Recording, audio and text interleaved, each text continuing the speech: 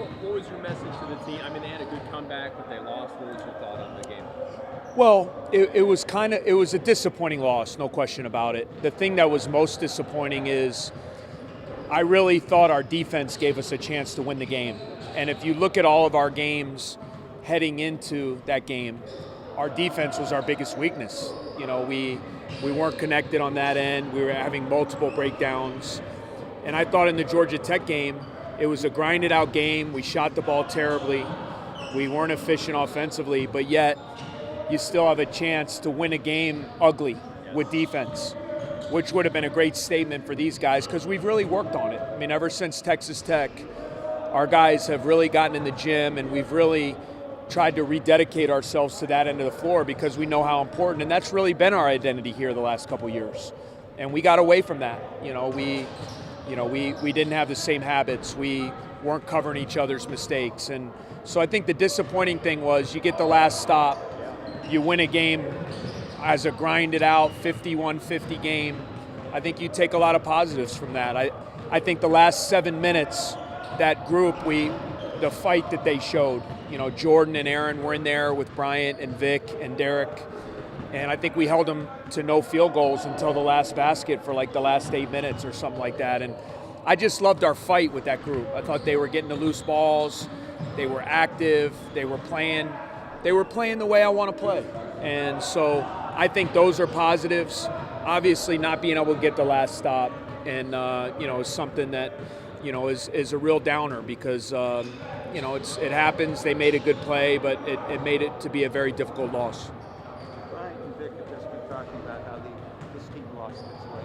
Yeah, no question. How did that happen, and how you've gone from that team that gave up 90 to Creighton to the team that gave up 50? Obviously as a coach, you take responsibility for some of that because, it's my responsibility to keep these guys on track and to prepare them the right way for a season. I think the things we went through at the end of last year, I think that carries over to an off season. You're hearing a lot of praise. You're being told how good you are.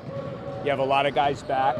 And I think everybody, you have a tendency, coaches included, you have a tendency to just assume that you're going to be that same team and that you're going to have those same habits and you're going to play that same way instead of understanding that you got to get on the practice floor in the summer, you got to get to work in the fall, and you got to redevelop all of those habits. And I thought we got away from that a little bit. Now we did have some injuries where guys missed a lot of practice time and things of that nature, but it doesn't take much at this level. I mean, for us too, we have good talent, but for us to be good, we need everybody locked in. We need 5 guys connected on both ends. And I think that's why people always really enjoyed watching us play, was because of that connectivity, and because they were together. And, the good thing is these guys know. They're good guys. They know we're working. It's just one of those years now. You look at these schedules. You got 2 league games now coming up. We've played at Creighton, we've played at Texas Tech, we've played at Georgia Tech. It's been, and I'm not complaining. Everybody has the same schedule. We've had to learn the hard way, through some tough losses, and, hopefully we can, raise our level of play at a higher level, and get back on track to where we want to be. Scotty, you want to go over? Just one more. Did your Nestles lose? You forgot what got you there. Is that basically what happened? I think in some respects, yeah. I think, yeah. I think if you look at us and you look, we just didn't have the cohesiveness that we've had. And I think where you see that most, and I talk about it all the time, where you see togetherness the most, in my opinion, is on the defensive end of the floor. Because if one guy doesn't do his job in the help side or in a rotation or have a guy's back or communication, if one guy breaks down, then it all breaks down. And so that's why you saw early, with us, our defense was not where, and it goes back to me just not being connected. And we've worked hard over the past week since the Texas Tech game to regain that. We've talked about it. We've worked on the practice floor, and we are playing better.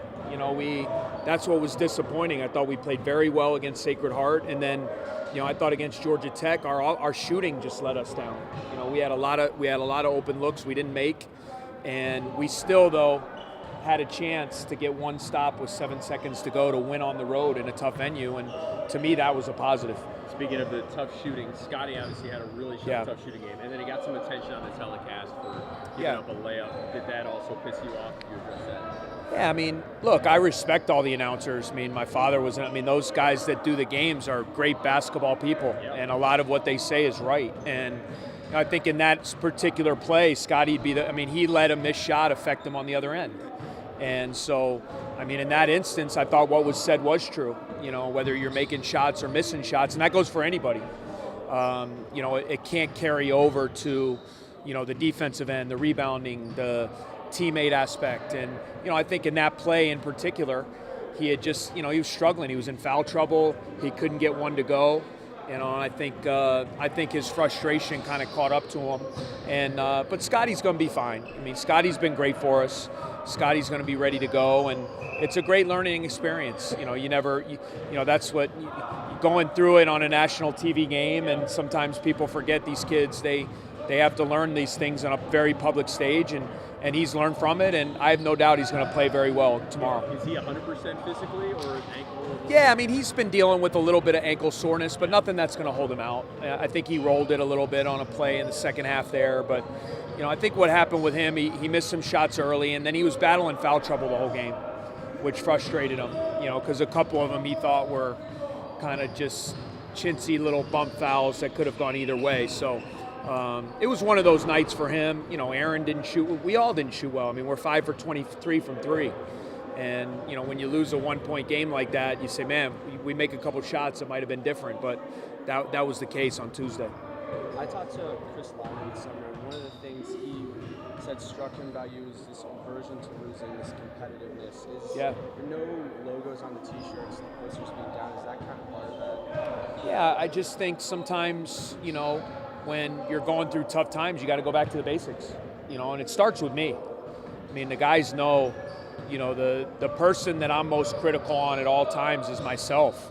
And me and my staff have to do a better job with these guys, preparing them for the games, getting their habits right. And, I think what we just wanted to do when we came back from Connecticut is, you lose a game like that, you have to really look in the mirror and look at yourself and see, okay, what are we all doing that is leading to something like that? And these guys are great guys. They have total belief in what we're doing, in us.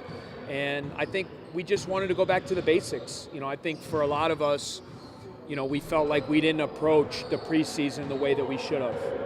And I'm saying we, I'm not saying them. The way I coached the guys, the way we worked, the way we didn't approach it the way we should have to get ready for the season. And we've had to learn a couple hard lessons from that. And so I think what we all realize is we got to get back to work. We got to all rededicate ourselves, and we that's the only way you find it. It doesn't just magically appear. You got to get back into practice, and you got to work on your weaknesses, and you got to find that cohesiveness again. And we've had a great week, and that's what was so disappointing about Georgia Tech. What would you have done maybe differently in the preseason? Well, I just think in general, you have a veteran team, and you have a lot of guys that have been around, and I just think we all kind of got away from redeveloping the habit. And I talk about it all the time. When you start a season, every season is new and every season's different, and you have to go back to square one, even if you have a lot of guys back. And I think we all just kind of assumed, with 7 veterans back, 4 returning starters, that those same habits, that same togetherness, that same cohesiveness that we had was just going to be there because it's been there. And we didn't take the time with our drills, with our with the habits from day to day to kind of relearn those things, and we're doing it now. And that's we've had to learn some tough lessons. That's why we didn't play as well the first 5 games. And I feel good about where our habits are. They're coming. We're still a work in progress. And the tough part about it is you don't have much time. You got all these games. You got a league game tomorrow, another league game Sunday. And we played 5 games in 10 days during this, so it was hard to get better.